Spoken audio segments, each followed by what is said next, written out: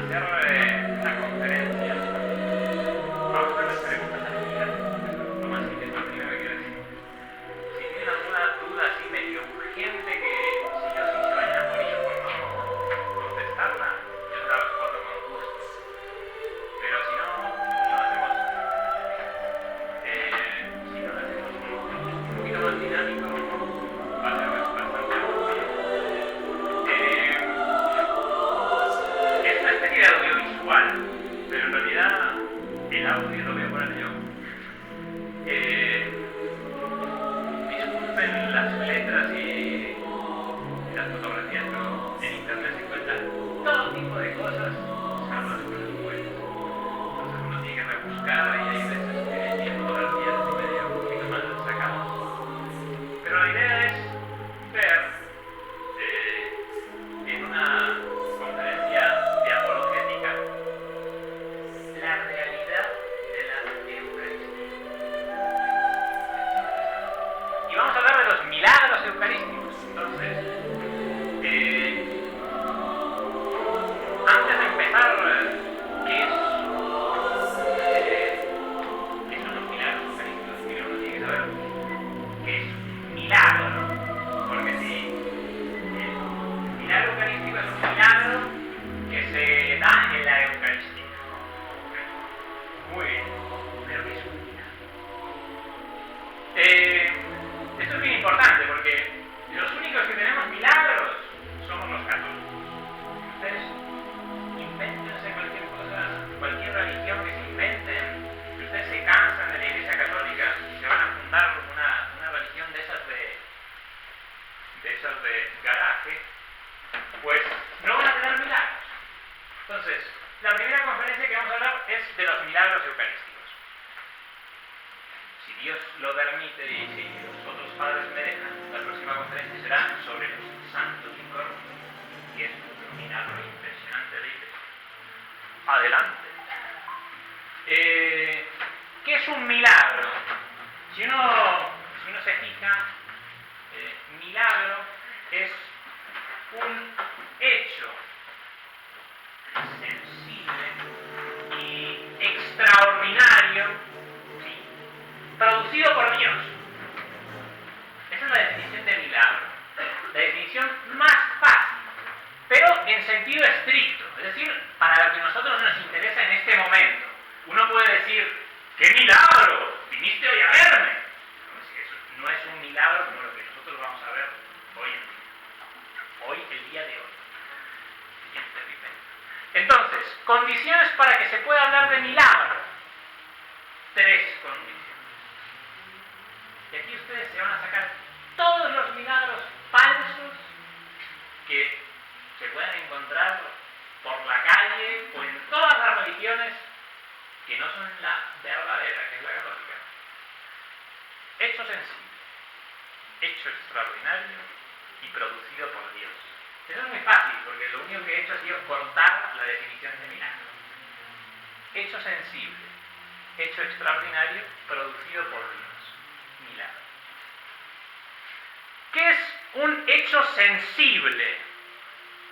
Para que un hecho sea sensible, es necesario que lo podamos percibir a través de nuestros sentidos. Es decir, o que lo oigamos, o que lo olamos, o que lo veamos, o que lo gustemos. Normalmente los milagros, no conozco ninguno que uno lo guste, pero oler sí, por ejemplo. En Fátima, el olor a rosas. Sí, el oído, por ejemplo, la Virgen de Guadalupe, cuando la Virgen de Guadalupe se aparece, se escuchan como unos sonidos de ángeles. Pues claro, normalmente los ángeles pues no cantan. Y uno no escucha a los ángeles todo el rato cantar. Aquí tantos ángeles como somos nosotros, no cantan.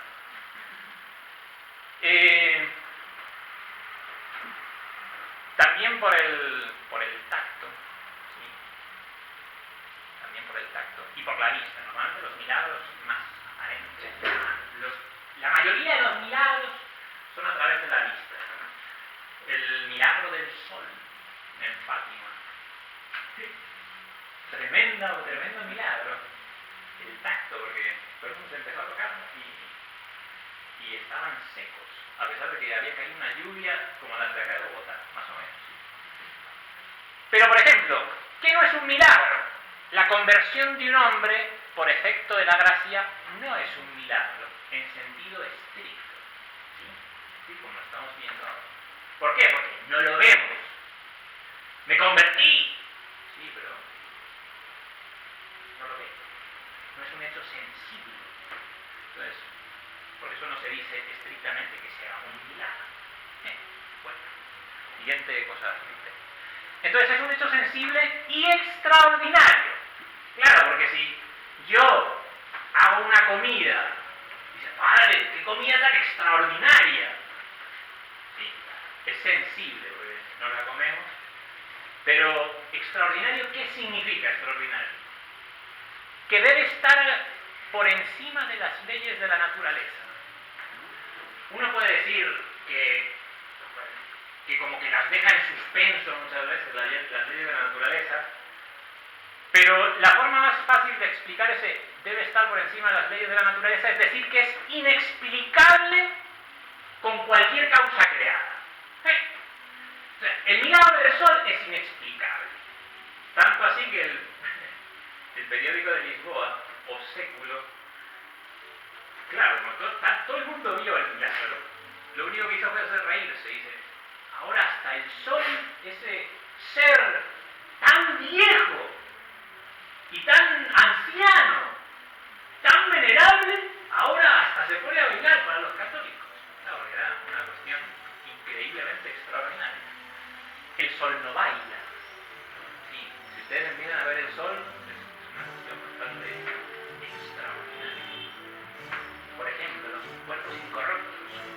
¿Ustedes me pueden explicar cómo un cuerpo puede pasar 50 años sin que el cuerpo se haya corrompido? Entonces, ¿cómo hay cuerpos incorruptos de más de 100, 200 años, 300 años? Muchísimos años. San Josafat está ahí, en el Vaticano, en San Pedro. Y San Josafat pues es de los primeros siglos del cristianismo. Y está incorruptible. Eso lo veremos otro día. Un hecho raro o insólito no tiene por qué ser un milagro. Por eso se dice que tiene que exceder a las leyes de la naturaleza. Es decir, no puede ser explicable por las leyes de la naturaleza. Eso significa aquí, en esta definición, un hecho extraordinario. Entonces, hemos dicho que el milagro es un hecho sensible, un hecho extraordinario. Un hecho raro, puede haber cosas raras, uno las ve todos los días. Uno cuando llega a la iglesia, pues ve al cura, que es una cosa rara, insólita. En pleno siglo XXI, ahí, vistiéndose de negro y hablando en latín. Una cosa bastante insólita, pero no es extraordinaria. Siguiente. De hecho, incluso hasta podríamos decir que la Eucaristía, pues no es un hecho extraordinario porque nuestro Señor nos lo dijo. En la Eucaristía estoy yo, ahí estoy hasta el fin de los tiempos. Y cada cuantas veces hagáis esto, es un pedazo de milagro, pero nuestro Señor nos dijo, entonces ya, como Él lo dijo, no es algo extraordinario. Entre comillas, estrictamente dicho. Producido por Dios. ¿Por qué? Porque puede haber milagros, puede haber cosas sensibles, extraordinarias, pues que las hace el de abajo. ¿Sí? Lo que pasa que la gran diferencia de ese personaje con cuernos y nuestro Señor, pues es que Dios es todopoderoso, es decir, el poder de Dios es ilimitado. El diablo tiene un poder chiquito, sí, tiene poder, sí, porque es un ángel. Caído, sí, seguro. Caído desde el primer día. Pero un ángel. Entonces, tiene un poder de dibujar las cosas y de hacernos creer tantas cosas. Por ejemplo, se cuenta que cuando cuando hubo la aparición de Lourdes, sí, se le apareció una pastorcita ahí a Bernardita Subirú, que por cierto también está incorrupta, y se le aparece la Virgen. Pareciera que es un hecho bastante insólito, pero la aparición de Lourdes fue para darle el último empujón al Papa para que pues promulgara el dogma de la Inmaculada. Y el diablo estaba tan rabioso y quería molestar tanto para que ese dogma no se publicara, dogmatizara, que en todos los pueblos de alrededor de Lourdes hubo apariciones de la Virgen. Pero la Virgen en esos pueblos tenía pata de cabra y cola y cuernos. ¿Sí? El diablo puede hacer esas cosas, sí. Puede disfrazarse de un personaje para hacernos caer en un pecado, también. Pero, por ejemplo, resucitar a un muerto. Pues el diablo no puede resucitar a un muerto. Si el diablo resucita a un muerto, es que o el muerto sigue muerto, o él no estaba tan muerto. Bueno, entonces, producido por Dios porque Él es todopoderoso. El diablo tiene el poder limitado, perdón, sí. Sí, ahí es una herejía tremenda. No, por mí. Bien, por eso yo sabía. Algo así, ¿verdad? El poder tiene el poder ilimitado. El que es el poder ilimitado es Dios. Y segundo,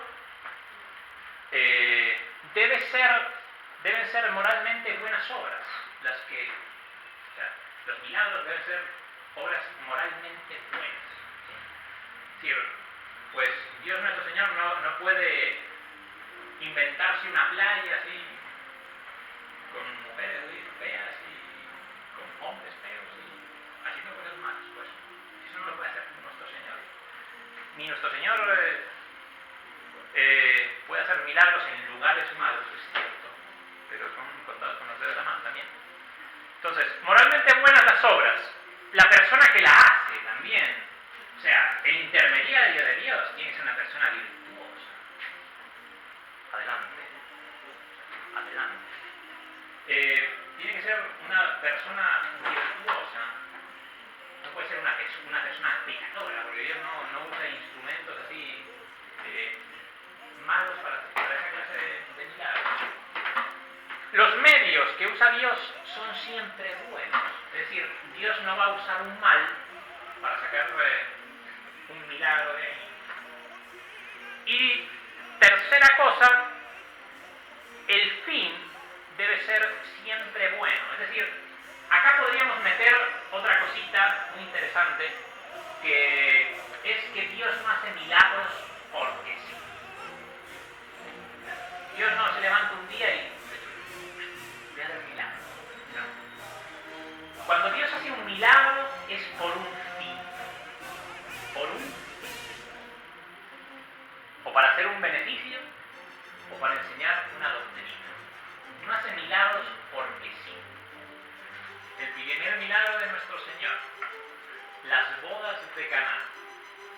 Uno ve, bueno, ahí se demuestra que el vino es bueno. Entonces ahí que nadie diga que el vino es una cosa mala. Nuestro Señor convirtió un montón de agua en vino. Y lo hizo para un beneficio. Pobre, porque los esposos se habían quedado sin vino. Entonces, para enseñar una doctrina. Lourdes. En Lourdes sigue habiendo milagros. Ustedes van a Lourdes. Es cierto que bastante menos le han quitado el sitio. Vaya para allá. Pónganse bien.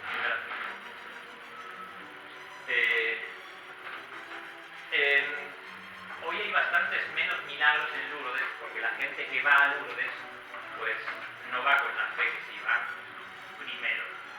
Y segundo, que muchas veces no se cumplen con las condiciones que pide la Virgen. Pero hay milagros increíbles en Lourdes. Entonces, como Lourdes es tan importante para sostener el dogma de la Inmaculada Concepción, enseñar una doctrina. Nuestro Señor lo usa para eso. Bueno, siguiente. Entonces ahí podríamos pasar ya a la Sagrada Eucaristía. La Sagrada Eucaristía, dice Santo Tomás de Aquino, es el más grande de todos los milagros. ¿Por qué? Porque es increíble. Yo me acuerdo, siento que todavía me le tiembla la mano cuando coge a Nuestro Señor ahí. Es una cosa increíble. Pero yo me acuerdo que la primera vez me daba tanto miedo, ¿no? Que el sacerdote que me acolitaba me estaba ayudando para decir la misa, porque uno normalmente en las primeras misas que tiene que ayudar a un sacerdote, pues no te olvidas de la mayor parte de las cosas. A pesar de que uno se prepara bastante para decir la misa y no se la sabe de memoria. Pero me acuerdo que en el momento me regañó el padre después, porque en el momento de la elevación yo me quedé con los ojos fijos en el sagrario, ¿viste? Que me daba miedo mirar a Nuestro Señor. Y que es tremendo, es esa cuestión. El misterio, realmente es un misterio. La Sagrada Eucaristía es un misterio. Y el misterio está ahí, en el acto central, en la consagración, ¿sí? Lo que se llama, no se llama ni transformación, ni no sé cuánto, es la transubstanciación, ¿sí? Y es un dogma, ¿no? Ya. El misterio de la transubstanciación, ¿sí? En el que mediante las palabras del sacerdote, cuando lo que era pan deja de ser pan, yo huelo pan, me sabe a pan, veo pan, pero no es pan, no es pan, está Nuestro Señor. Y el vino, en la preciosísima sangre, ¿no? Huele a vino, sabe a vino, veo vino, pero no hay vino. Entonces, ¿qué misterio tan grande? ¿Sí? Y claro, todos los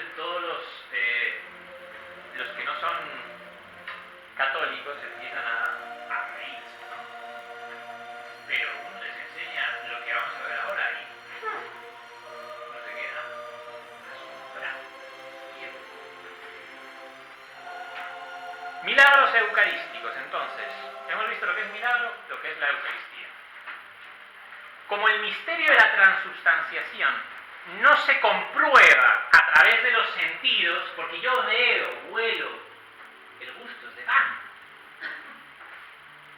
sino que es por la fe en las palabras de Nuestro Señor, que dijo que, pues, esto es mi cuerpo y esta es mi sangre, y lo repite cada sacerdote, porque Nuestro Señor les dio ese poder a los sacerdotes. Dios, en su infinita bondad, a nosotros que creemos en ese misterio, nos da estos milagros eucarísticos para que reafirmemos nuestra fe en la Eucaristía. ¿Sí? No es para otra cosa.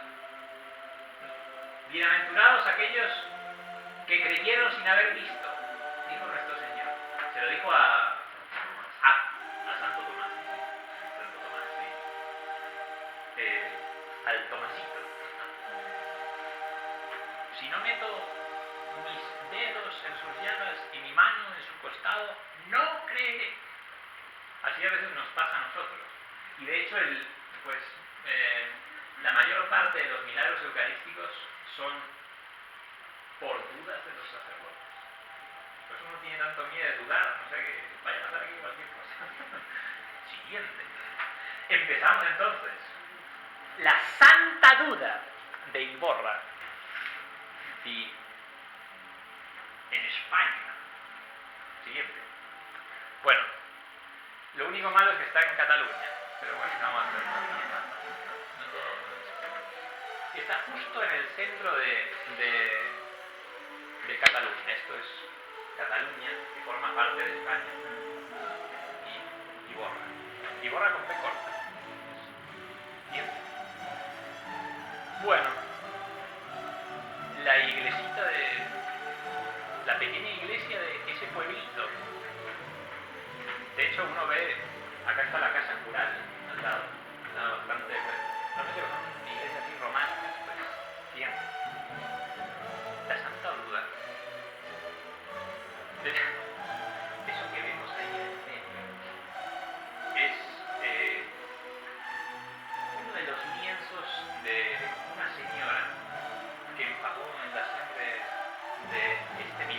¿Por qué? Parroquia de Iborra, año 1010. Interesante. Entonces el sacerdote, como siempre, dudó de que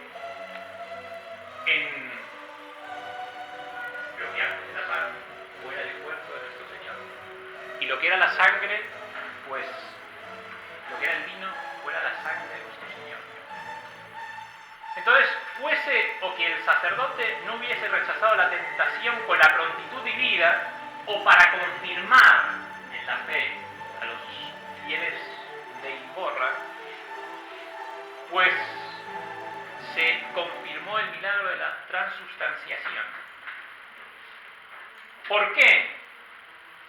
Porque el cáliz, después de haber dicho las palabras de la consagración, el cáliz empezó a brotar, como hervir con la sangre de nuestro Señor. No era vino, ya era sangre. Se rebalsó del cáliz y empezó a caer sobre el altar, sobre los manteles. Por eso, en la misa se usan 3 manteles, por las dudas. Se cae al sacerdote la preciosísima sangre, pues se empape bien y que no se caiga para ningún lado. Por eso 3 manteles.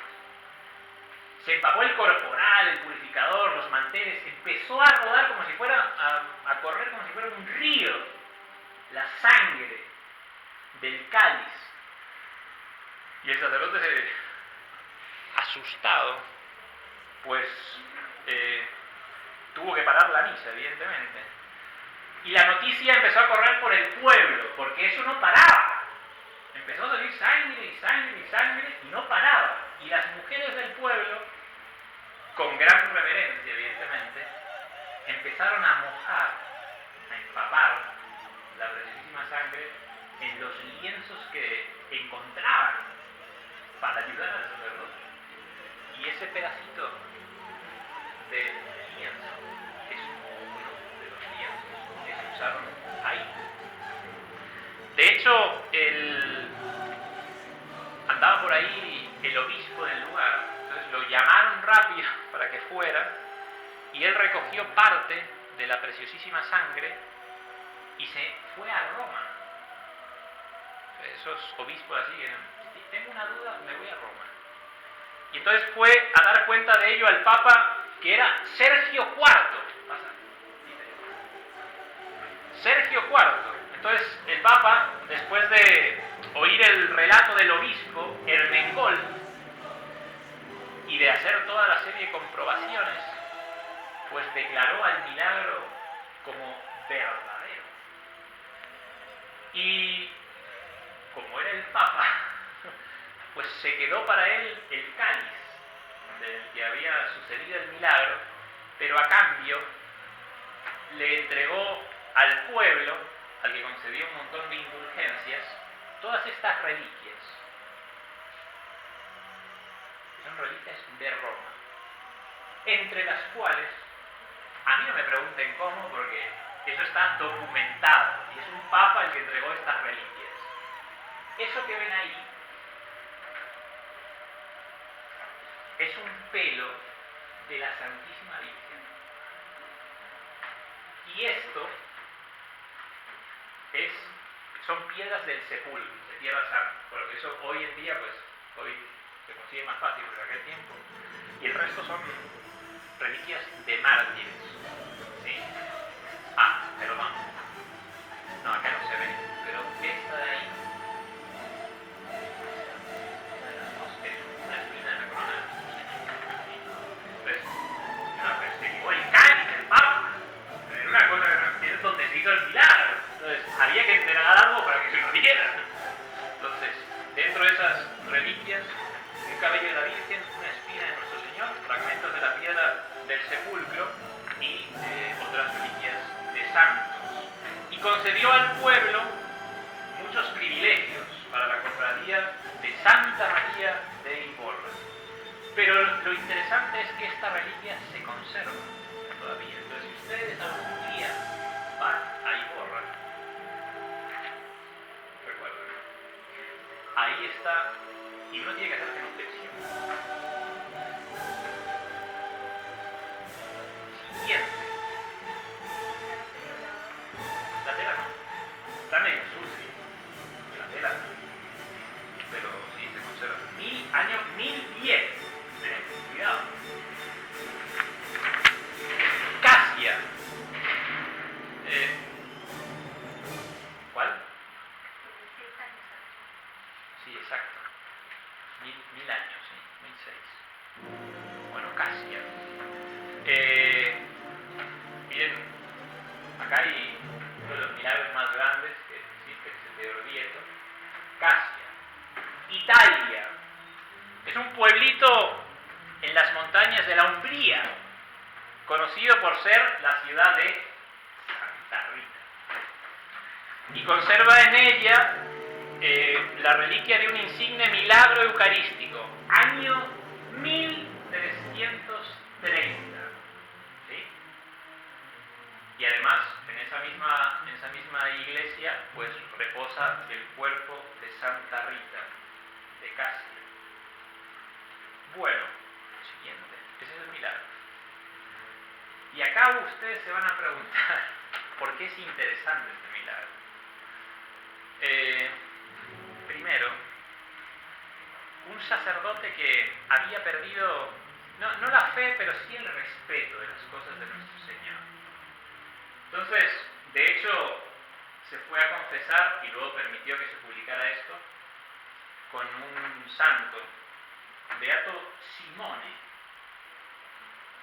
Beato Simone. Perdió el respeto por la Eucaristía. Lo llaman para dar la comunión a un enfermo. ¿Y qué hace el curilla? Si ustedes vieran lo que se hace hoy en día, la cantidad de milagros que tendría que haber para devolver la fe a la gente y a los curas, pues ni corto ni perezoso abrió el sagrario, agarró la sagrada forma y nada, ni píxide, ni copón, porque en aquella época era obligatorio en las parroquias llevar al Santísimo revestido, con capa, con 2 acólitos, las 2 velas encendidas, una campanilla y una sombrilla. El cura tenía risa, ¿sí? Entonces perdió todo el respeto y agarró la sagrada forma y la metió en su breviario.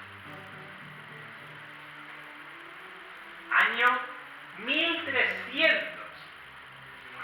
¿Qué pasó?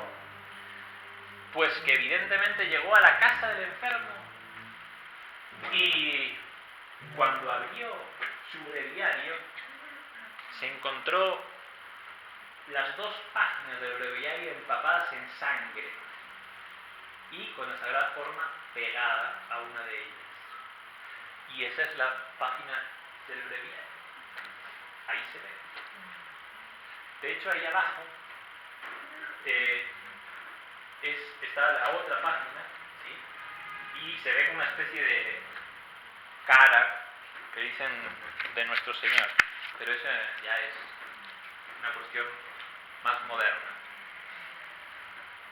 ¿Y qué hizo el cura? Pues ir a corriendo a confesarse, evidentemente, y a contarle al... Y el confesor, porque los curas somos así, somos tremendamente... le dijo, bueno, yo te absuelvo, pero me regalas las 2 hojas del breviario. y el sacerdote, uno fue... la Sagrada Forma se la llevaron a Perugia y las 2 páginas del breviario se quedaron en Casia, en la iglesia donde está Santa Rita. Entonces, milagro de Casia, el respeto a la Sagrada Eucaristía. Siguiente. Seguimos en España. Si ustedes fueran a España, hay muchos milagros eucarísticos. Y este es uno de los más famosos. Siguiente. Daroca. Daroca es un pueblito, chiquito. El párroco es bastante simpático. De hecho, hace como 3 o 4 años fuimos. Y es un pueblo chiquito de Zaragoza. De hecho tiene murallas y todo. ¿Sí? Y esta es la pequeña iglesia del pueblo,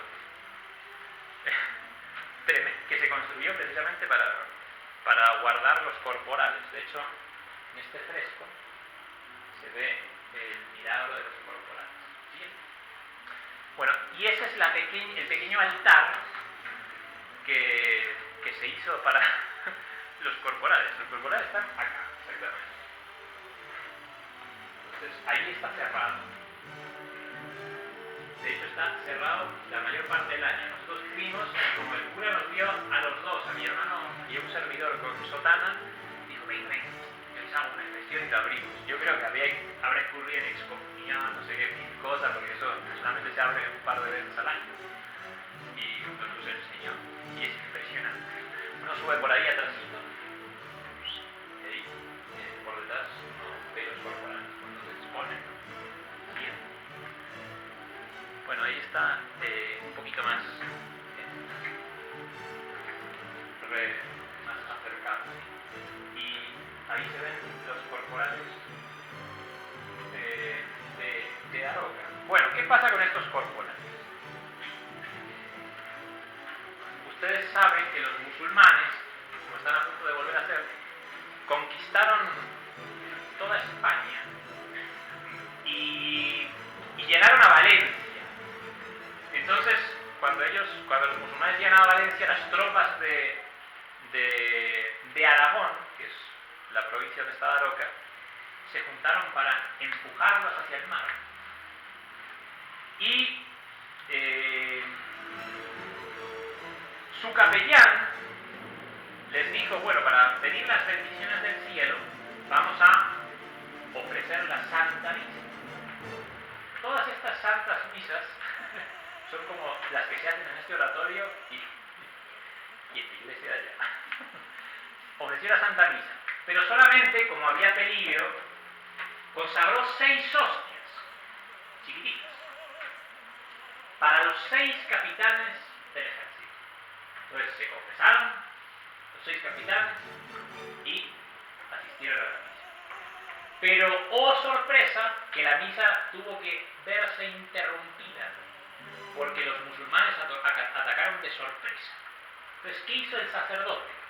Para evitar la profanación de las sagradas formas, agarró el corporal, que es donde se ponen la sagrada forma, el pañito, eso, el pañito donde se pone la sagrada forma grande y el cáliz, para que no toque otra cosa, envolvió las 6 sagradas formas y las escondió debajo de unas piedras para que no fueran profanadas por los musulmanes. Bueno, Dios concedió la victoria a los cristianos y el sacerdote fue al lugar donde estaban las sagradas formas y se encontró las 6 sagradas formas empapadas en sangre y pegadas a los corporales. De hecho,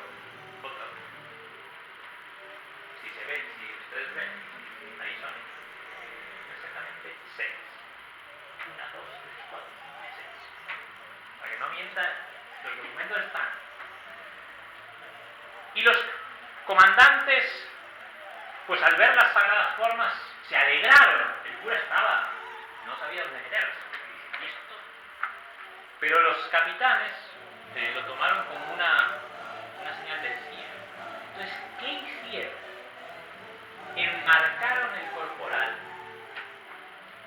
pusieron un marco y lo pusieron en una de las lanzas de los soldados y con ellos al frente se lanzaron contra los musulmanes.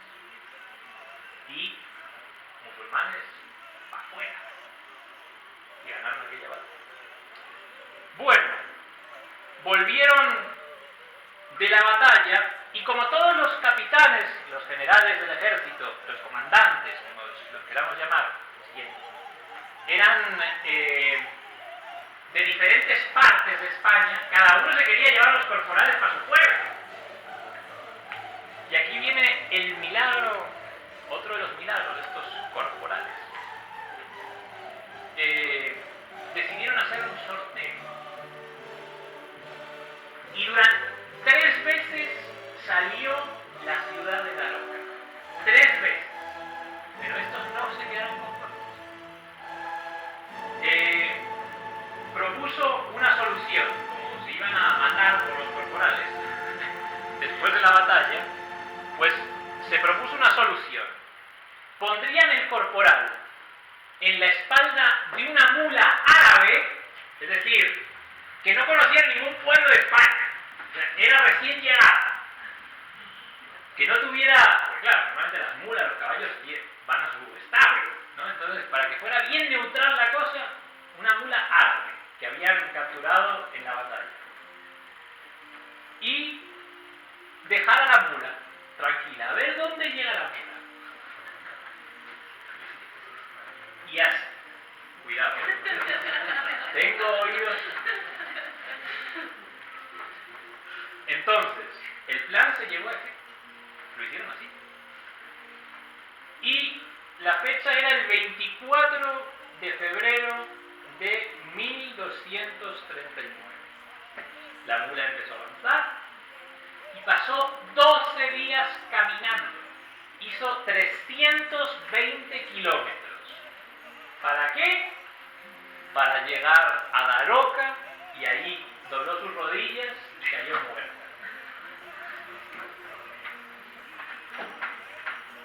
Ahí se vio cómo nuestro Señor quería a los corporales en Daroca.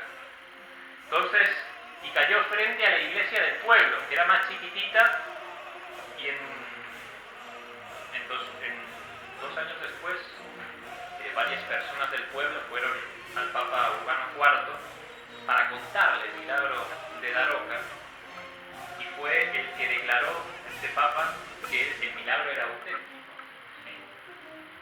Y un año después instituyó la fiesta de Corpus Christi, ¿sí? Con otro milagro también. Siguiente. Entonces ahí pueden ver. Es impresionante. Es impresionante. Bien. Seguimos. En el mundo hay alrededor de 100 milagros eucarísticos. De hecho, acá en Colombia hubo uno. ¿Cómo se llama el pueblo? En Tumaco, exacto. Gracias, Diego. En Tumaco, a principios del siglo pasado, 1902, por ahí. ¿No? Pero sí, principios del siglo pasado. Sí, un tsunami, así, una ola inmensa. Y claro, pues, el sacerdote fue con la sagrada forma, con el Santísimo delante de la ola, y la ola ¡blum! Se dio contra el sacerdote. Y el sacerdote no se murió, luego, si no lo hubiera iluminado. Pero ese es un milagro eucarístico bastante, supuestamente es muy conocido acá, Tumaco.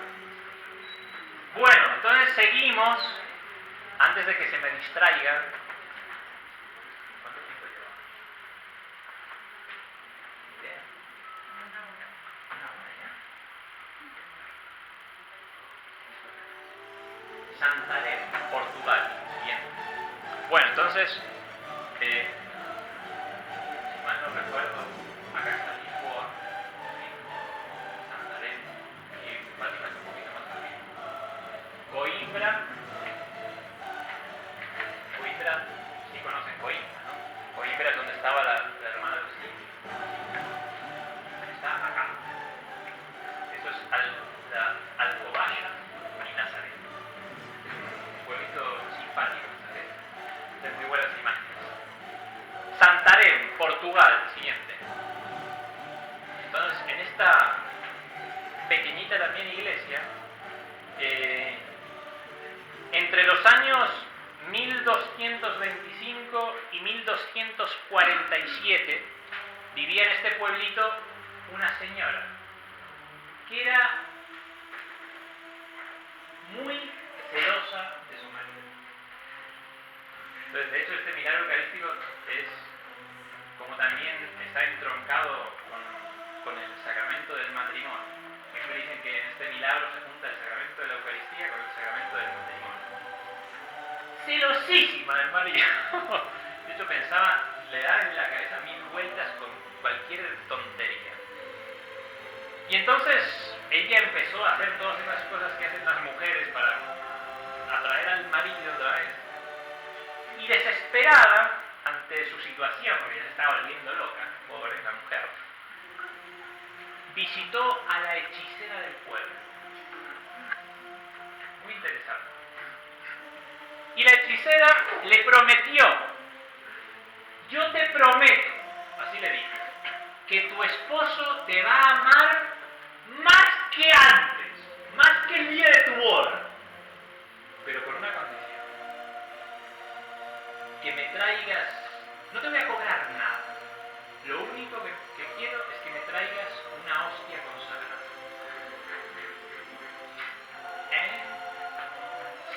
Interesante. Entonces,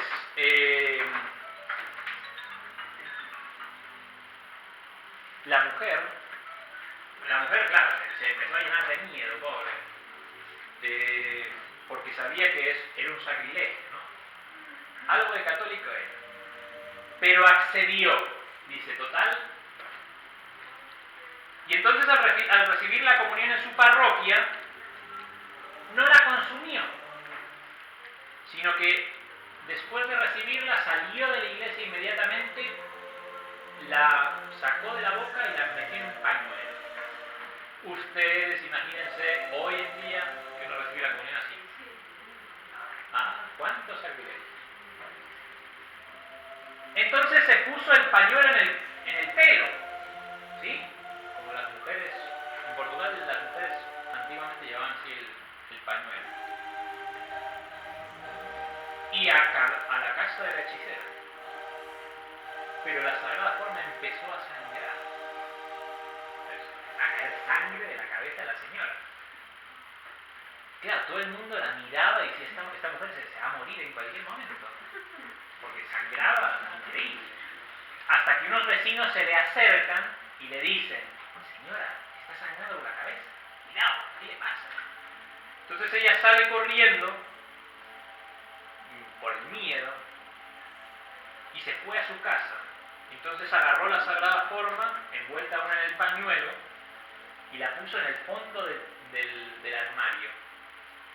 Y cerró la puerta. Y se quedó ahí. Y cuando llegó el esposo a la casa, se fueron a dormir, aunque seguro que ella poco durmió, ella no hizo. La culpa del pecado, y también saber, pensar si la hostia continuaba sangrando. Imagínense. Y en plena oscuridad de aquella habitación, otro milagro. Empezaron a salir del armario rayos de luz. Claro, los dos esposos se asustaron. Y vieron, ahí fue milagro tremendo, a los ángeles arrodillados adorando a la Sagrada Familia. Y entonces el marido le preguntó: ¿pero qué has hecho? Y ahí tuvo que confesar la señora. Y entonces por la mañana fueron rápidamente al sacerdote, el cual fue a la casa y escuchó la historia y se llevó la hostia a la iglesia de San Esteban, en solemne procesión, por muchos sacerdotes acompañados y laicos. La hostia continuó sangrando 3 días. Esa es la capillita. Siguiente. Entonces esa es la custodia que dentro está la siguiente. Pero lo más interesante de este milagro es que el sacerdote, pues como estaba sangrando la Sagrada Forma, ¿qué hizo? La puso en un recipiente de cera. Y cuando la fue a abrir por mucho tiempo después, la fueron a abrir del sagrario y encontraron que la cera se había ido hacia el fondo, se había mezclado con la sangre y había en su lugar, por eso tiene esta formita, una especie de gota de cristal. Nadie sabe de dónde salió. Y abajo, el fondo, con la cera mezclada con la sangre. Y ahí está. Ahí está. Yo no me lo invento, ¿eh? Por eso son buenas las diapositivas, para que lo vean. Siguiente. Y seguimos adelante. Esto es, porque es realmente, o sea, si uno tiene que mostrar los milagros eucarísticos, no terminaríamos en toda la noche. Pero es como para que vean, hay algunos que son más importantes, otros menos, pero este es también profanación de la Sagrada Eucaristía. Siguiente. En realidad, este milagro sucede en la ciudad de Borkum, Alemania, en la iglesia que había sido profanada por los protestantes, que hoy llamamos, bueno, yo no los llamo así, los hermanos separados. Los hermanos tienen lo que nosotros con los musulmanes, pero no, son herejes, totalmente. Entonces profanaron la iglesia, abrieron el sagrario, porque los protestantes eran los primeros. Orvieto. Son las dos ciudades que se repartieron,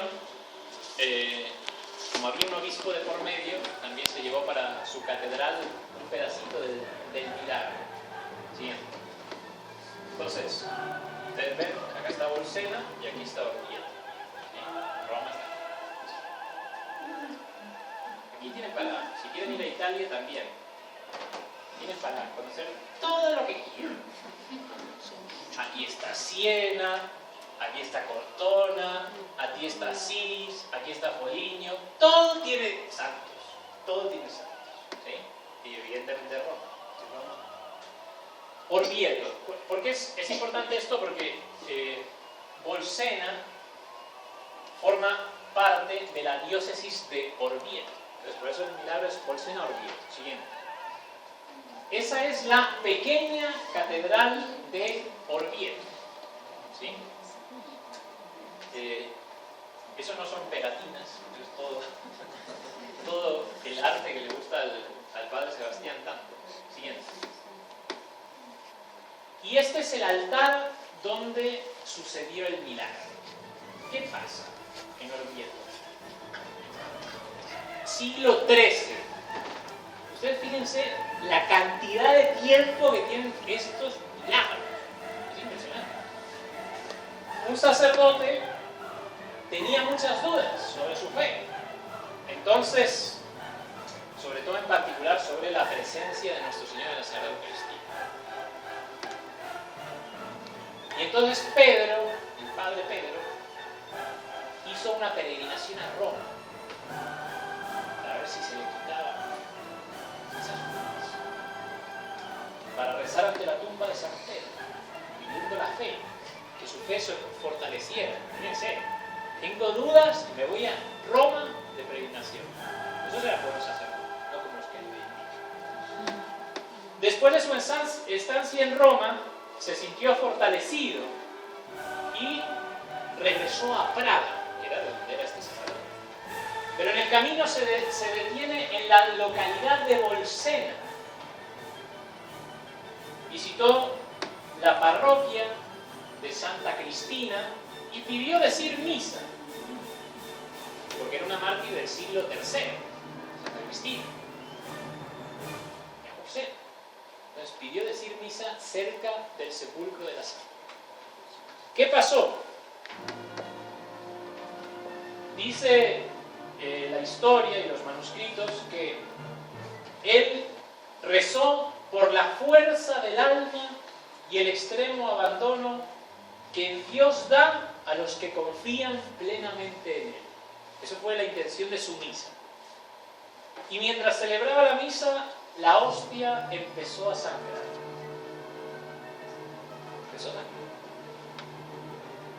Y empezó a caer la sangre sobre el corporal que se encontraba sobre el altar.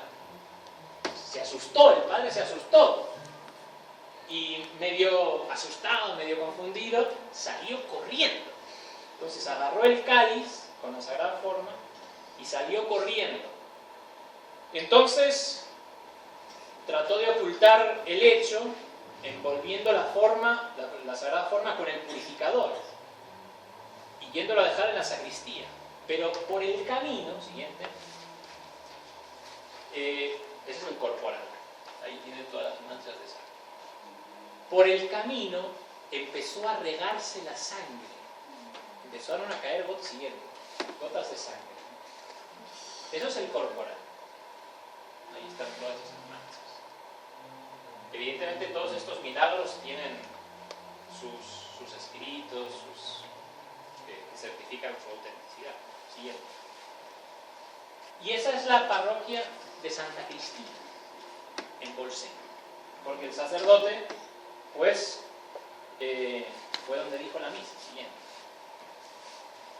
El corporal y el altar están en Orvieto, por el obispo se los llevó. Y acá en Bolsena, con el cuadro del milagro, con el sacerdote sale corriendo, con esos ornamentos tan conocidos, por los que dicen la misa Bernabé. Salió corriendo y manchó las piedras del suelo siguiente. Y ahí se ve, ahí están las manchas. Esas son piedras que había en la siguiente. Bueno, entonces sorprendido viajó a la ciudad cercana de Orvieto, Pedro, donde estaba el Papa Urbano IV, del que ya hablamos antes en los corporales de la droga. Y el Papa entonces envió al obispo de Orvieto para comprobar si era verdadero eso. El Papa reconoció el milagro y el 11 de agosto de 1264 instituyó la fiesta de Corpus Christi para la veneración de la Sagrada Eucaristía. Y el Papa encomendó, como todos bien saben, a Santo Tomás de Aquino que escribiera todos los textos no solamente de la misa, sino también del breviario sobre la Santa Misa, sobre la Sagrada Eucaristía. Y se estableció el Corpus Christi, el primer jueves después de la octava de Pentecostés. Y también hay una anécdota con esa misa que se inventó, ¿sí? Que hizo Santo Tomás de Aquino, porque el Papa Urbano IV pidió a Santo Tomás y a San Buenaventura que escribieran cada uno 2 misas, a ver cuál le gustaba más. Claro, 2 pedazos de santos. El Papa se le ocurre, podía haber elegido uno peor que otro. Y entonces, mientras Santo Tomás de Aquino leía su misa, la misa que él había organizado para Corpus Christi, San Buenaventura empezó y rompió todos sus papeles que había preparado. Entonces, podrían haber hecho otra misa con lo que había hecho San Buenaventura, pero por la humildad de ese santo, pues, no sabemos qué hizo. Ferrara, Italia. Bueno, y en Orvieto se conservan, si ustedes quieren ir a Italia alguna vez, en Orvieto y en Bolsena están las 2 partes de esos milagros eucarísticos. Ferrara, Italia. Este es muy tremendo. ¿Sí? En el momento 28 de marzo de 1171, el prior de los canónigos regulares celebraba la misa de Pascua, siendo asistido por 3 religiosos.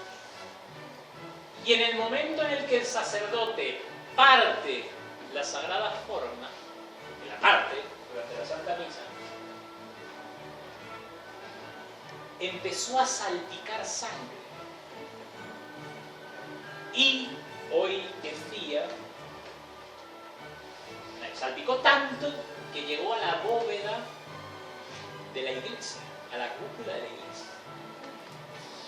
Las historias, la historia narra el terror del celebrante y la inmensa maravilla del pueblo que desbordaba la iglesia. Muchos testigos afirmaron haber visto que la hostia asumía el color de la sangre y que en ella se dejaba ver claramente la figura de un niño.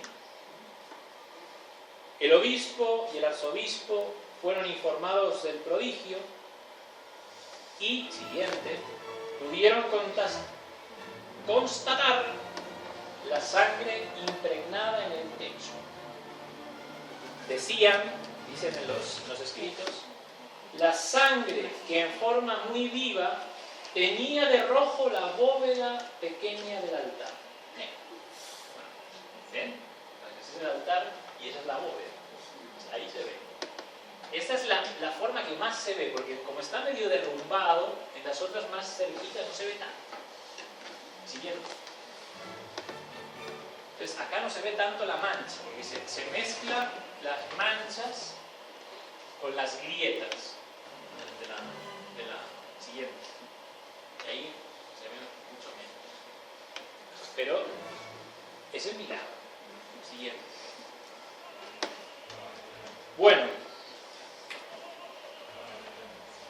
milagro de Ocebreiro, Galicia, año 1300. Siguiente. Ahí está, Ocebreiro. Uy, eso yo no lo había visto. Ocebreiro es una de las últimas paradas que se hace en el Camino de Santiago. En Santiago de Compostela queda ahí. Más o menos alrededor de 90, 100 kilómetros de Ocebreiro. 2 jornadas. Día de gran nevada, siguiente.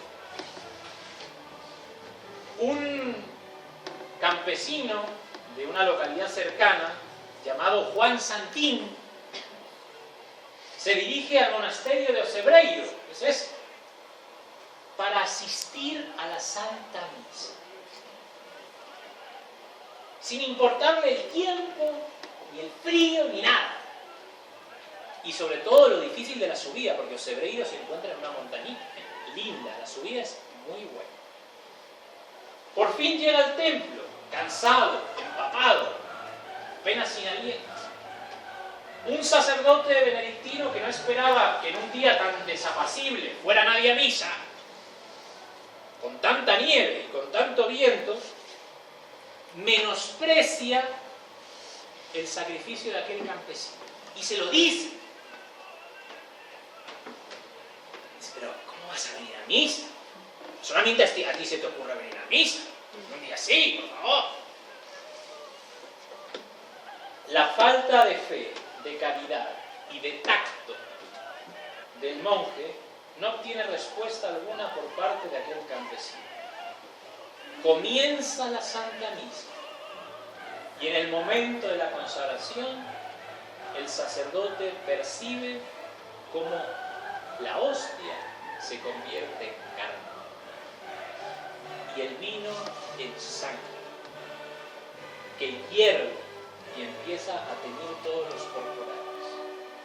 El sacerdote, sorprendido, cae en cuenta de su falta de fe y grita como Santo Tomás: Señor mío y Dios mío. El esfuerzo de asistir a misa solamente había una persona en esa misa y un milagro eucarístico. Siguiente. Entonces esa es la capillita un poquito modernita ya, porque la antigua, bueno, ya se echó un poquito a perder. Siguiente. Entonces, en estas dos ánforas, ¿sí?, esos son los estuches de esto, ¿sí? Ahí no hay nada. Esa es la patena donde fue el milagro, y el cáliz, ¿sí? El cáliz con la patena forman parte del escudo de Galicia. Pero una vez ven un cáliz ahí, es el milagro. Y acá, en esta está la carne y en esta está la sangre del milagro eucarístico. Y es una capillita chiquita, ¿sí? Y eso es una nevada en las 12 reinos. Esta es la iglesia. Esa es la iglesia.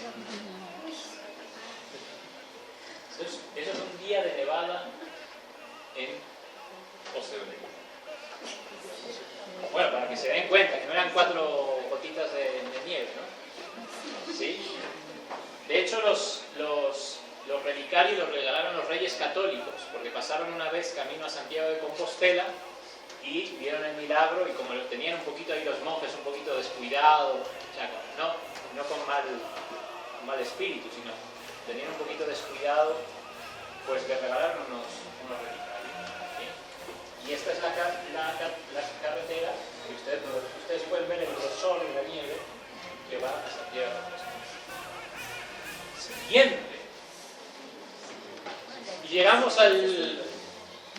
Yo lo quise dejar para el último, porque realmente este es el milagro de los milagros.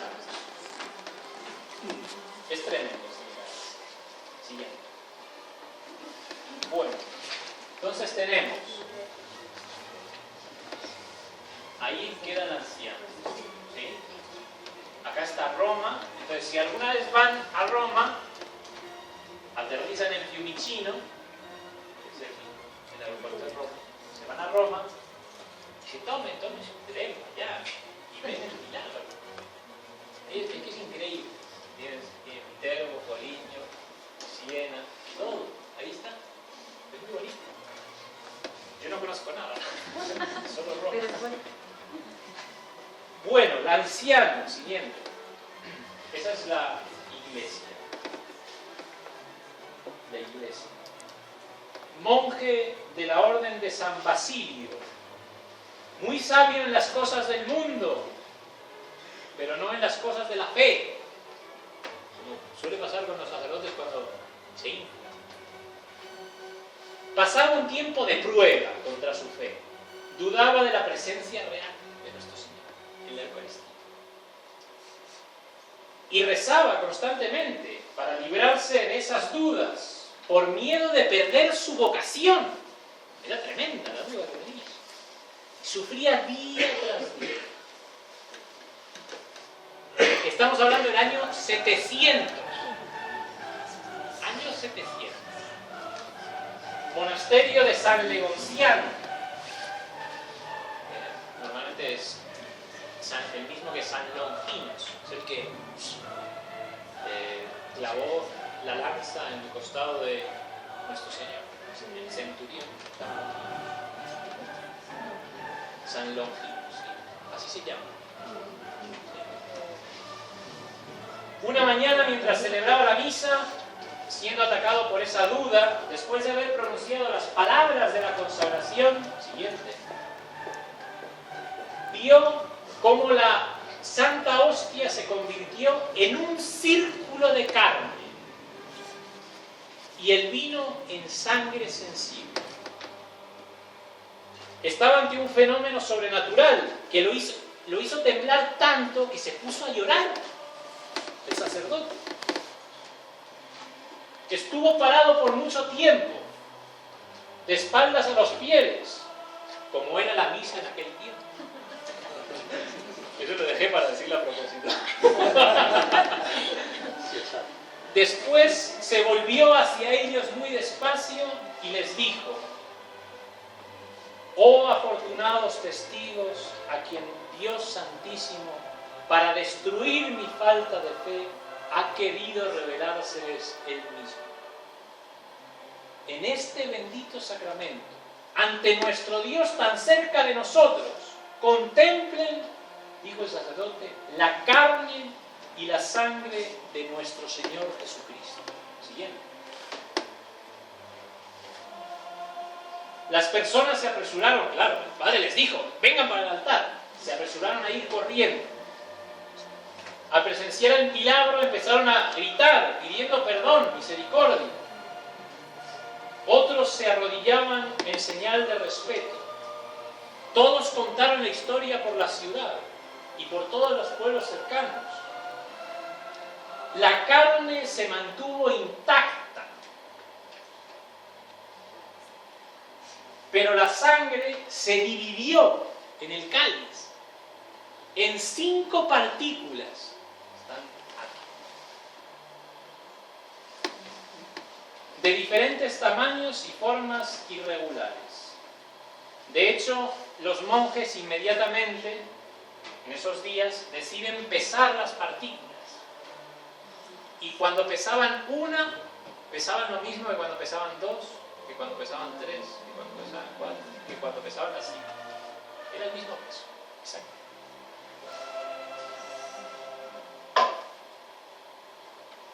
A través, siguiendo. Ahí está. A través de los años se han hecho muchas investigaciones. De hecho, es el milagro eucarístico más famoso, obviamente. Es el más antiguo de la historia de la Iglesia y el más famoso. 1574 se hizo la primera investigación.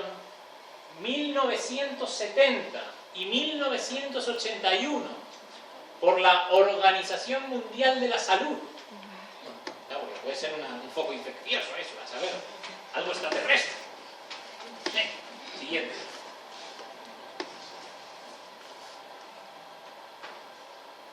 En estas últimas, en las del 70 y el 81, el eminente científico Odoardo Linoli, de la Universidad de Siena, docente en anatomía, historia patológica, química, microscopía clínica, todo eso, utilizó los instrumentos científicos más modernos disponibles para estudiar el milagro eucarístico. ¿Qué sacó de aquí? Porque es increíble. Los que iban a destruir el milagro terminaron dándole los datos más increíbles. Primero, que la carne es carne verdadera. Científicos de universidades de la Organización Mundial de la Salud. La carne es carne verdadera. Es verdaderamente carne. La sangre es sangre verdadera. Y la carne y la sangre son carne y sangre humana. Carne y sangre humana. Siguiente. La carne está constituida por el tejido muscular del corazón. Es decir, es carne del corazón. Están presentes en el milagro eucarístico, en secciones, el miocardio, el endocardio, el nervio vago, y por el revelante espesor del miocardio, el ventrículo cardíaco izquierdo, es decir, todas las partes del corazón, dentro de la Sagrada Forma. La carne es un corazón completo en su estructura esencial. Con lo anterior, es más interesante. En la sangre, la carne y la sangre tienen el mismo grupo sanguíneo, que coincide con el grupo sanguíneo de la sábana santa. AB positivo, si mal no recuerdo. En la sangre se encontraron las proteínas normalmente fraccionadas, con la proporción en porcentaje correspondiente al cuadro seroproteico de la sangre fresca. Es decir, siguiente, esos pedacitos, aunque están arrugados y en pedacitos, tienen los componentes de sangre fresca. En la sangre se encontraron cloruro, fósforo, magnesio, potasio, sodio y calcio. La conservación de la carne y de la sangre, que están en estado natural, no están en un frigorífico, por 12 siglos, Son casi 1300 años. Y expuestas a la acción de los agentes atmosféricos, biológicos, es por sí solo un milagro. Es por sí solo un milagro. Entonces, siguiente.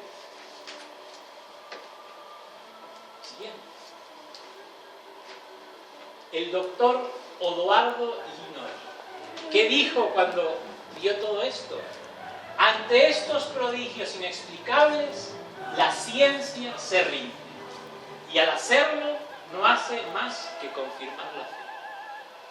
Es inexplicable. Es inexplicable. Siguiente.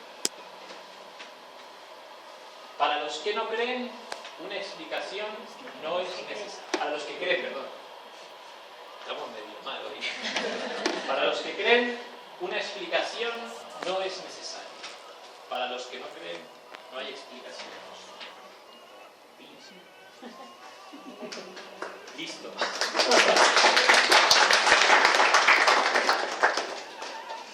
¿Alguna pregunta? Muy bien. Bueno, pues los esperamos el próximo, dentro de 2 viernes. ¿Qué? ¿De qué?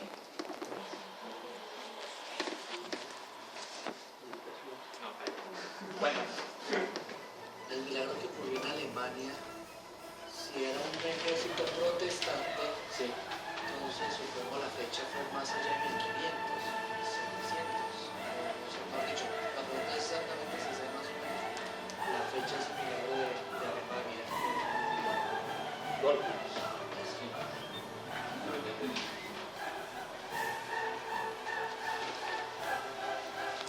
Dice el siguiente, la vio el que se lo inventó, que fue Monseñor Aníbal Buquini. Dijo que el dar la comunión en la boca era algo como rebajar a los católicos, a los creyentes, como a un nivel de niños, porque en la comunión, la comida en la boca se le da a los niños, en cambio los adultos comulgan por sí solos. Entonces, esa fue la explicación. Y por una cuestión también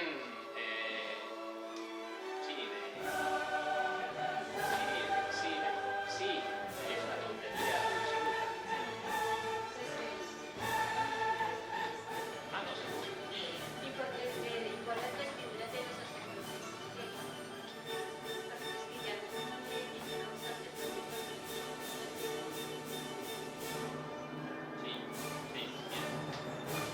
Sí, en realidad es la falta de delicadeza y de respeto con nuestro Señor, porque incluso no solamente con la comunión en la mano, sino comulgando en la boca, la falta de la patena.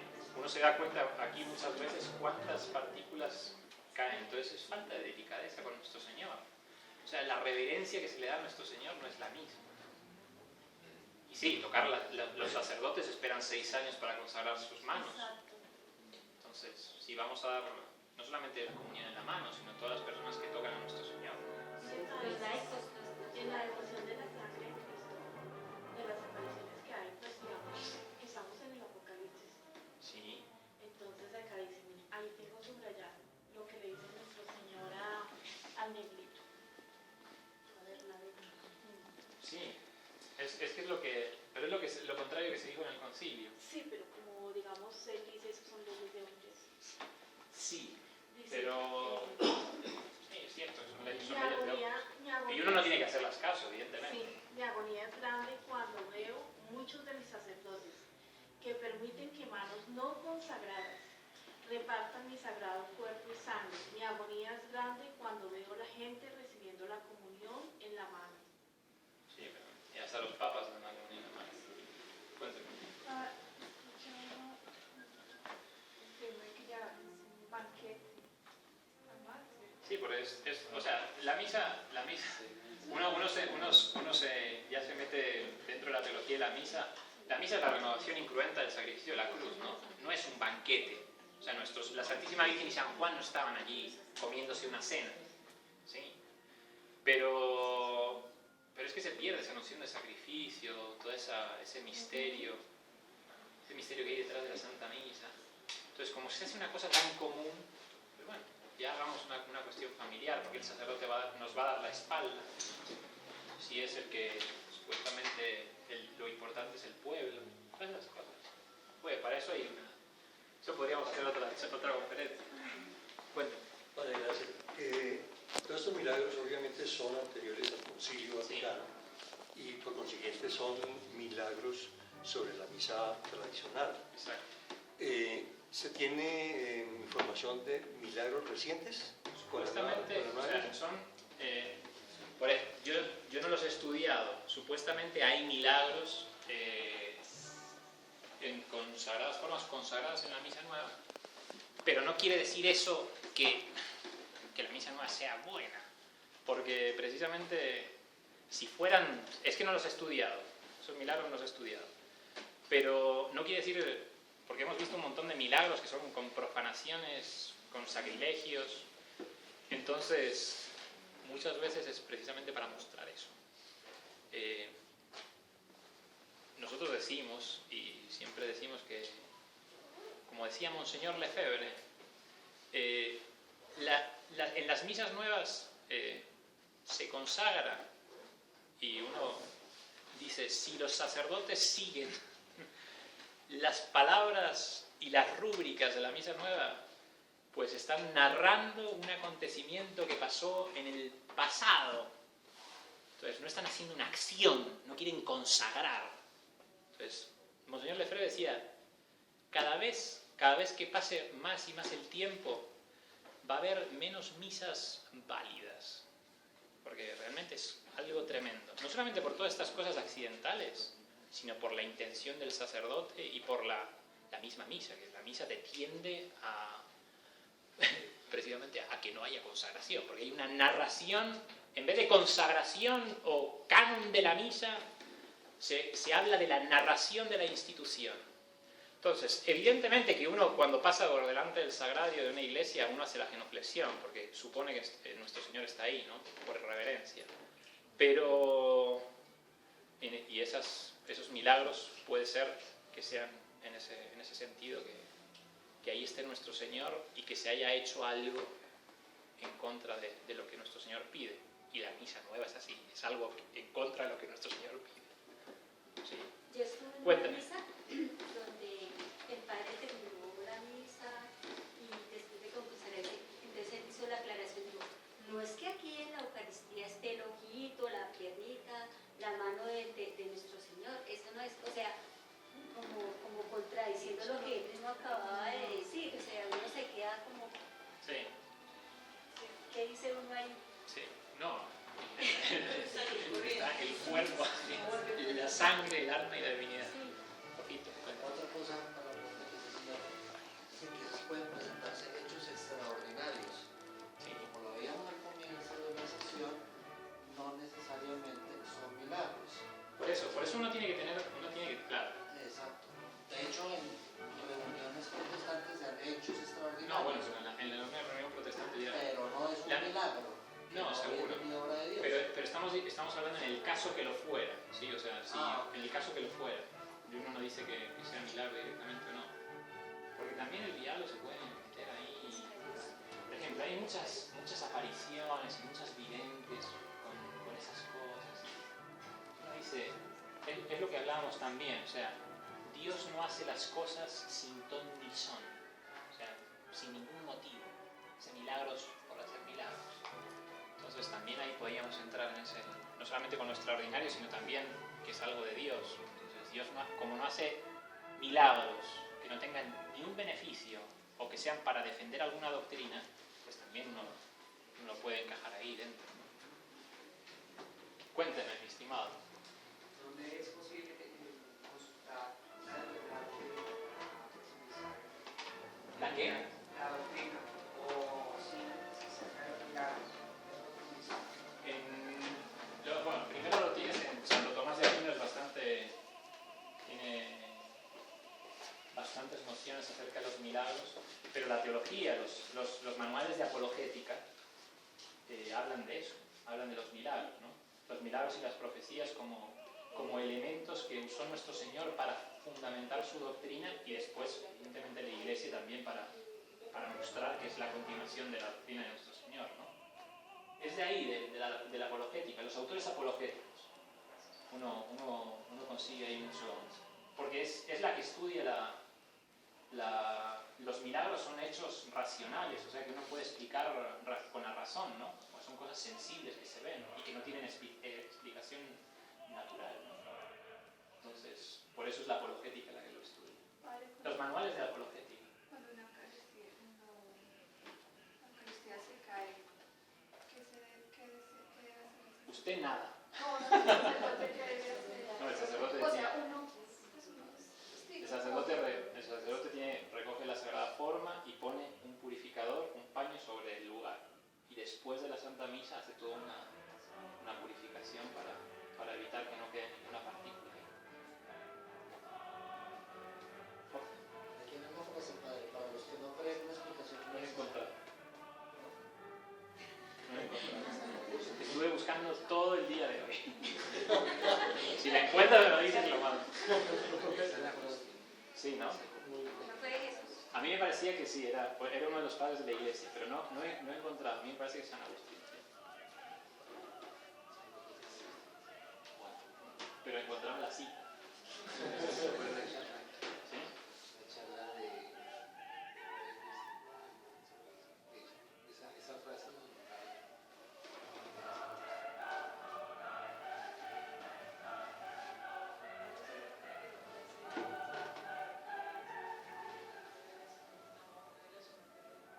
De hecho dice Pero es que Santo... tengo mil explicaciones y para los que no creen. Lo que pasa es que Santo Tomás a veces cita dentro de la Suma autores antiguos, anteriores a él. Entonces puede ser que lo haya tomado. Pues yo he visto a veces frases que usa Santo Tomás que son de padres de la iglesia, anteriores a él, ¿no? Entonces puede ser que sea de los dos, ¿no? Pero a mí me sonaba más San Agustín, porque es más Santo Tomás es más yo creo que más directo, como vos lo dijiste ahora, lo de Mancini.